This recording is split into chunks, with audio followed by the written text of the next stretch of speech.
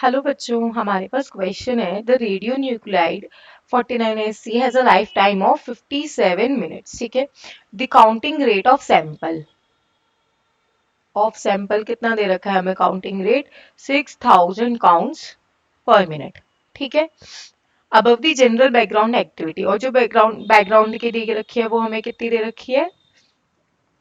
30 counts पर minute. ठीक है, without actual computation determine whether the counting rate of sample will be equal to the background rate। उसने पूछा है कि पूरा कैलकुलेट हमें सॉल्व नहीं करना है, बस हमें ये बताना है कि क्या सैंपल का काउंटिंग रेट कभी इसके काउंटिंग रेट के इक्वल हो सकता है, अगर हाँ तो कितने आवर्स बाद हो सकता है। ठीक है, तो एक सिंपल सी टर्म है कि अगर हमें काउंटिंग रेट देखना होता है और सैंपल का हो, ठीक है, तो सैंपल के काउंटिंग रेट के इक्वल करना है तो ट्वाइस कर दो आप बैकग्राउंड का।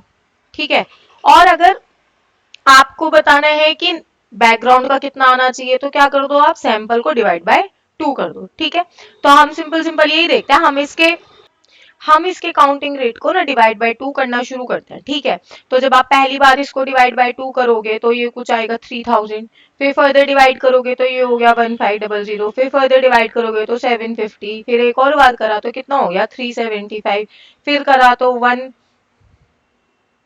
ठीक है, फिर एक और बार करोगे तो कितना हो जाएगा? ये आपका 375 हो गया, फिर एक और बार करा तो ये हो गया 187.5, है ना? हाँ, फिर एक और बार करा तो ये हो गया 933.75, फिर एक और बार करोगे तो कितना हो जाएगा? ये 2 4 8 2 6 12.875। ठीक, तो ये अगर इससे दोबारा करोगे तो ये अब कुछ 20 कुछ आ जाएगा, लेकिन हमारा काउंटिंग रेट कितना दे रखा है बैकग्राउंड का? 30 कुछ। तो ये कितने बार आ रहा है? 1 2 3 4 5 6। जब मैंने इसको 6 और ये 7th टाइम में मुझे इतना मिला है, तो मतलब मेरा टाइम कितना होगा? 1 आवर। 7 आवर्स के बाद मुझे ये क्या मिलेगा? आपका सैंपल रेट और आपका बैकग्राउंड रेट दोनों इक्वल हो जाएंगे। Thank you.